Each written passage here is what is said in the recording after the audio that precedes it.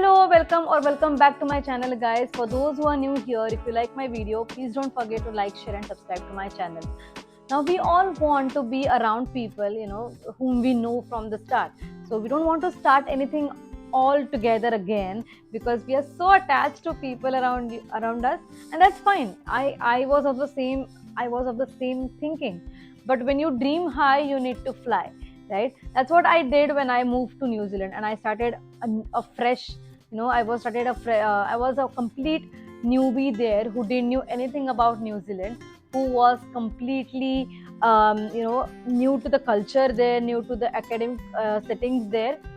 It was fun but also scary and stressful at the same time. And I understand how difficult it is for everybody to start new thing all of a sudden. So don't worry, and I have been through that stage, and I want to share all my thoughts through this video. So after going to New Zealand, the moment I landed to New Zealand, the harsh reality of being alone and managing our own stuff, that hit me very badly.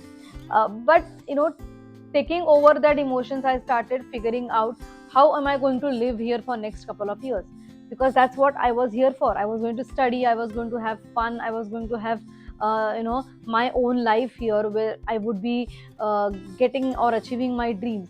In that process, I needed to figure out few things before I even started to achieve my dream. So there are few things which I want to share through this video. Number one is get to know the place.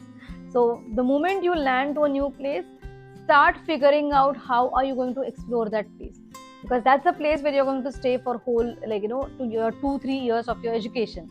So you're not only going to make friends, but you're also going to make memories with that place. So try to locate all the grocery shops, all the Indian grocery shops around you. Make sure you know where are the post offices, where are the libraries, public libraries, where you can go and sit and read or relax for some time. Anything which is related to your own interest, try to figure out if you have got any special attractions to the place, if you can find some good stuff in some cheap, some nice places which is affordable yet amazing. I remember I brought this, I bought this small cute soft toy with me. It was actually a gift to my husband, during one of my thrift shopping days. I got this for just $1, and I remember this was so cute. There were different soft toys there, but I thought of giving him some small and some elegant stuff. So yeah, try to figure out places where you can find such things. The next thing I did was actually going around in the university. So if you happen to reach 1 week earlier, during your orientation week, try to talk to as many people as you can, because that's your first place where you're going to meet people and start building up your network. So once you start building up your network, it is going to help you in long run when you are trying for a new job, or for when you're trying for a new employee role. So there will be different social clubs in your university. Try to take part in them, try to be a member of them. I mean, it can be a hiking club, it can be a music club, it can be a art club, anything which you feel suits your interest.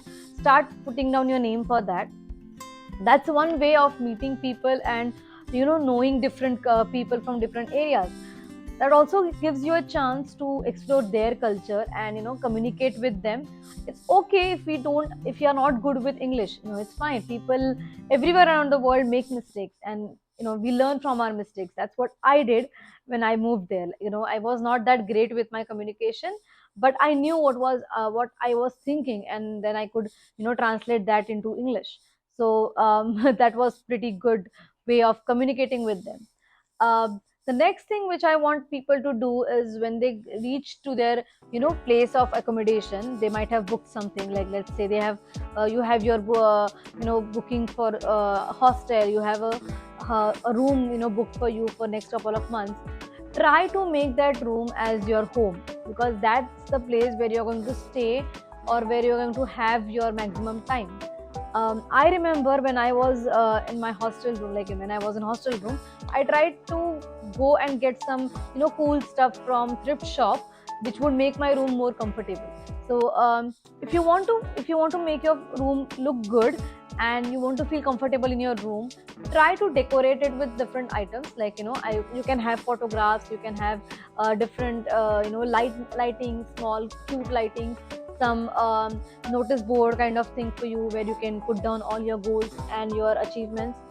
uh, Try to make, or try to give your house a new vibe, or your place new vibe, your own vibe. The next thing which I did was trying to understand the academic requirements of the school. So no matter where you go, every school will have their own norms and own regulations. Try to figure out, like, try to meet the student service system, student service area basically, where they try to give you information about your ID cards, where they give you information about your classes, your assignments, your projects, and what all things you are going to do in the whole year. Also try to go and look out for libraries, gymnasiums, any activity center the school, the university has, or how big is the campus, if they have got any sports team coming up or sports matches coming up. And if that suits your interest, please go and enroll yourself for that.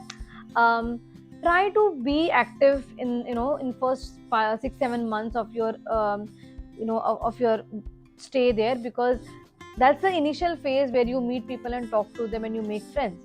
So and these friends are going to be with you, they are going to be in your ups and downs, they're going to be in your in your good and bad times. So please, please, please, that's my, like, dear request to everybody. Don't focus on quantity, focus on quality for friends and for your education as well. So even if you have got like 2 to 3 friends, it's fine, it's fine, because at the end of the day, only, you only depend upon the qualitative friends and not on the quantity. So that's my one advice from, from me to you guys. The next and the important thing is, try to adjust or try to accommodate their culture within you, because every place has got their own vibe. So when you go to a different country, they will have their own culture. Don't try to disrespect their culture, they won't like it. Just like we don't like anybody disrespecting our culture. Try to respect their culture. It's okay if you don't accept their culture, unless and until you just respect that culture, that's fine, that's what they expect. Okay.